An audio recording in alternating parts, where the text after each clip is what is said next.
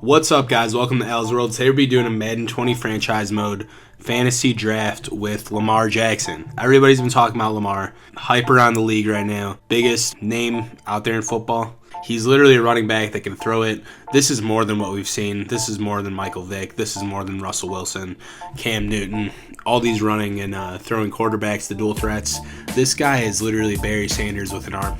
Never seen anything like him. So we're going to do a fantasy draft with him, take him with the first pick, and build a team around him.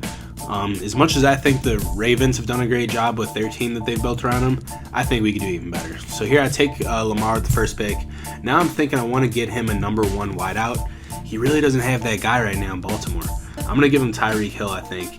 Yeah, we're going to take Tyreek. And Tyreek, 99 speed, 99 acceleration, good hands. He's a monster threat. I think you look at the actual Ravens right now, and they got a Hollywood Brown. He's kind of there, but he's no Tyreek Hill. So we want to give him a better wide receiver, one that he can really trust. Next, I'm thinking about building the O-line. So we take Quentin Nelson here. Quentin Nelson is young, 23, probably the best offensive lineman in this game by far when you account for age and potential to stay relevant for a while. So we wanted to take him. If we can see maybe there's another wide receiver we can take that's young and has a lot of potential. I'm looking at Chris Godwin. He's 23. He's a stud. Anybody's been watching the Bucs this year, Chris Godwin's been going off in fantasy. If you have him on your team, I think we're going to take him here. See if there's really anybody else. Nobody else that I see that's like young enough for me to invest in. Maybe Kenny Galladay. He's 25. I'm going to take Godwin here. He's got 2 years younger than Galladay. He's a monster. So now we have two really good wide receivers for Lamar to throw to. I know that's important, but you got to remember also the Ravens have a really good run game around Lamar, and I think that really frees him up in the passing game and as a running quarterback. So we're going to probably look to build the O-line a little bit more, maybe give him one more offensive weapon to throw to, like a good tight end. And Evan Ingram, he's 24. He's really the only tight end left in the draft who's young and like a stud. This guy's 24. We're going to take him. Now I'm thinking we need to build a little bit more on the O-line. The O-line is really important right now to make sure that we have people that can protect Lamar, because Lamar's a stud. And I mean, he could do the crazy things that a guy like Russell Wilson does when he's throwing it on the run and stuff, but we want to protect this guy the best we can, because that's what the more that we can protect him, the more time he has to stay in the pocket, and then also the more gaps he'll see within the pass rush to kind of break free and go for a run. So you don't want to have this guy getting attacked, and O-line is a priority here. Right next to offensive weapons. We're kind of just looking around now for young guys, or guys that I think are a good enough investment to protect Lamar for the next few seasons. When I do, like I've done in the previous drafts, when I do these drafts, I look to build for the future. We took DeCastro here. He's 29. I usually don't do that, but I really didn't see anybody else that was worth it on the O-line who was younger and had better potential. He has a superstar ability, so he's going to be a monster on there with Quentin Nelson. And he's 29, which means he'll give us a good 3 to 4 years at least before he starts declining with age. Now, I'm going to try to find maybe one more guy. I tend to like Ali Marpet here for O-line drafts because he's young. He's, I think, like 26, 88 overall, and he has good potential. There he is. Ali Marpet, we're going to take him. So he's 26, good potential, and he lasts. He's going to last us a good 6 to 8 seasons on that O-line, protecting Lamar. So now we have 3 good offensive linemen. Notice I took 2 left guards. That's okay. I'm going to move probably Quentin Nelson, my best guy, over to left tackle, which is the most important position on the O-line in my opinion. We're going to take him to really protect Lamar's blind side. You want to have the best guy protecting. From here now, we're going to look to build the defense. With the defense, I want to build a strong front 7, because with a good front 7, you can at least stop the run, and what stopping the run will do is it's going to give us a good way to stop the run and force them to pass. And if you force them to pass, you're not wasting as much clock time, and Lamar is going to have more time to have the ball. And this philosophy is a little weird, I know. You got to think about it for a second. Some teams that can just run the ball down your throat will chew clock time off and control time of possession. When you have a good enough front 7, I mean, we're not going to have the best front 7 in the league because I invested heavily in the offense the first few picks.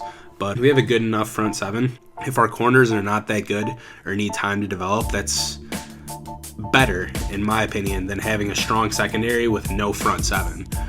So that's why I'm thinking, hey, we build the front 7. If they throw all over us, fine, we'll have a shootout. We'll be like the Chiefs last year. But at least we have a front 7 that can stop them from running it down our throats. So that's what I'm kind of investing in here. We took Miles Jack and then now Zadarius Smith. Miles Jack's really a good all-around middle linebacker, and Zadarius Smith is like a really good been stopping the run and also like a pass rusher kind of guy. If you guys have been watching the Packers defense at all, he's been lighting it up for them. Really great player. So we took him, and I'm thinking we might take one more linebacker here, just because the linebackers, the really valuable linebackers, the ones with potential, tend to go pretty quickly relative to defensive linemen. I think we'll still be able to find some defensive linemen deeper in the draft, around like pick 15 to 17. So that's why I was taking linebackers first. Didn't bother with corners and safeties. Like I said, we're going to focus on the front seven first. But not only that, but also the corners and the free safeties.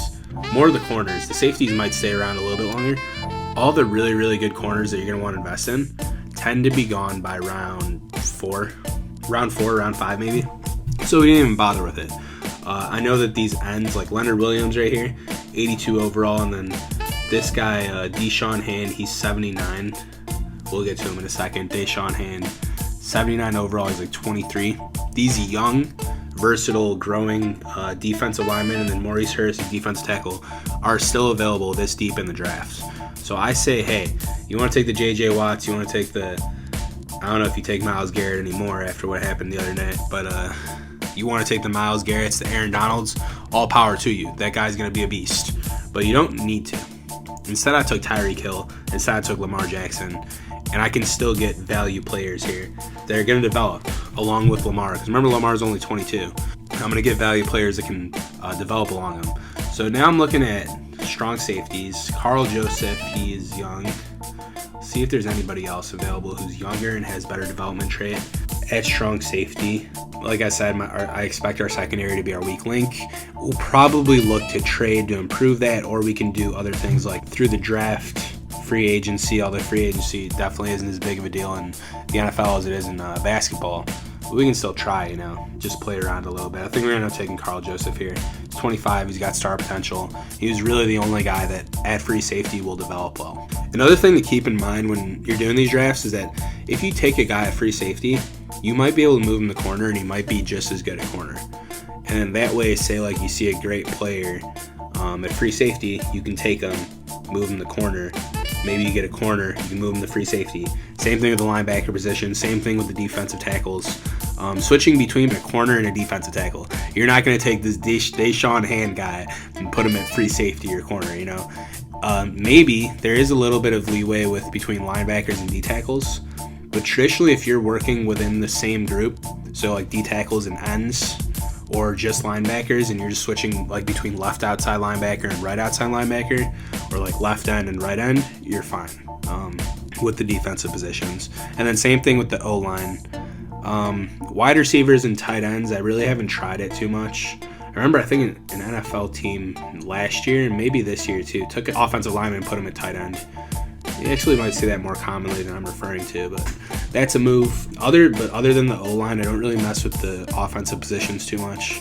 I mean, I guess you could take like Christian McCaffrey and put him at quarterback, and you'll kind of have Lamar Jackson, but then you have to be able to throw too, and that's just not a thing. So, yeah, stick with switching positions on the defense and be aware with it, but you really have a lot of leeway with switching players. Anyways, that's my little speech on drafting in this game.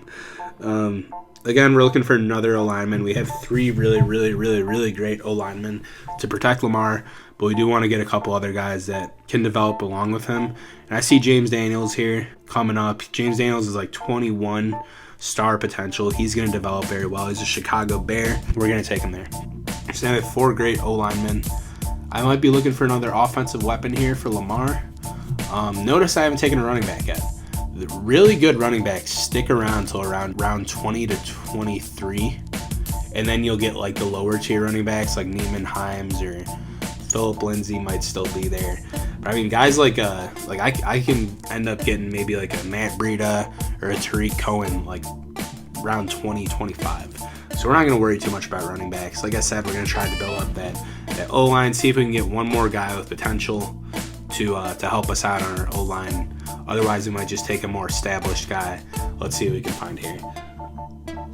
Mike Pouncey used to be a dog when he was on the Steelers back in the day. Richie Incognito is a bully. We're not going to take him.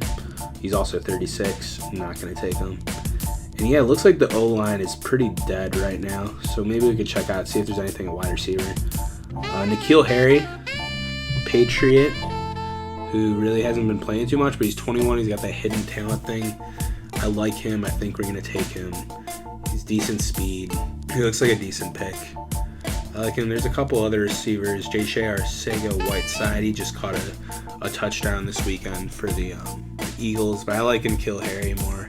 Hopefully he can come back from, I think he's injured right now, come back and help Brady out. So now, like I was saying with the halfbacks, I think Breeda's a good pick here. We're going to take him. 95 speed. You put him along with Lamar. You guys think Mark Ingram's scary? Wait till you see this dude. Okay, and then maybe we could take one more halfback. Let's see who else is available. Philip Lindsay, he's all right. Austin Eckler, maybe.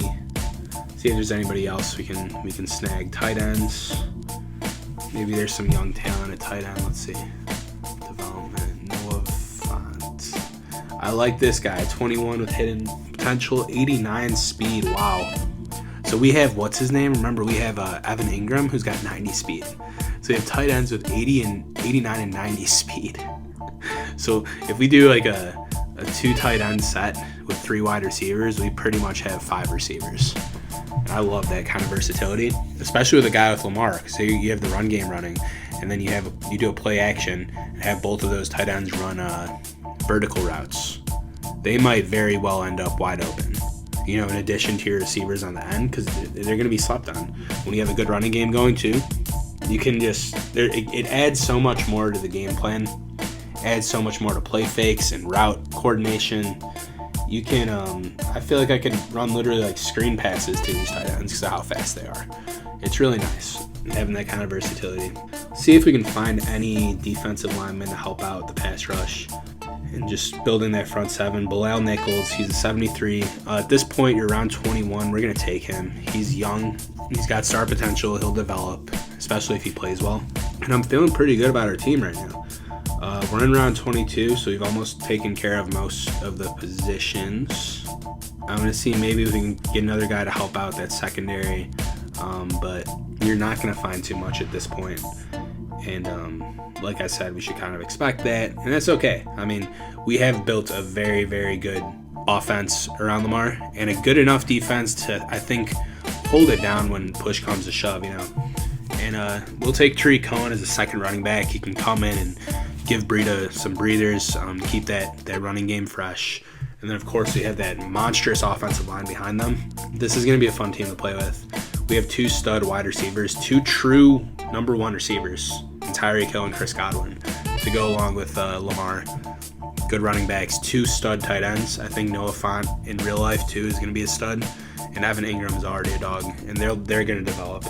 So what's fun with this is we're starting off a franchise with a pretty good team. They're already pretty good, and in 3 to 4 years, by the time Lamar is like 25, 26 years old in this draft, like all these guys are going to improve exponentially. It's just going to be scary. You're going to have like 295 overall tight ends. You're going to have Tyreek Hill, still a dog, Chris Godwin. You have 2 good running backs, an offensive line that's like elite, like 2007 Patriots level. We're just going to have a crazy good offense. And the defensive players that develop even more. Because if you looked at the defensive players I picked, a lot of them had that star potential and a lot of them were young. So that means you play 2, 3, 4 seasons with them and they play decent enough to get skill points and improve. These guys, these 73 overalls with star potential, they're 23. By the time they're 27, they're going to be around 85 to 90 overall if I develop them right. And that's just scary. Anyways, this draft, we kind of took care of our essentials, our vitals. We covered every position. And we're going to skip through the rest. I took my kicker and punter in the meantime, and boring stuff you guys didn't want to hear me talk about. So we're going to sim through the rest of this. And that's really much it. You look at our team right now, we got an 84 overall, 89 offense. The offense is really good. 79 defense, they're good enough to hold it up. And they got the front seven to give them a pass rush and then to stop the run and stop them from running it down our throat. And that's really all I feel that we need for our team. And that's been it for this video. I hope you liked it. Hope you gave you some insight. And yeah, I'll be back with another one soon. All right, guys, peace.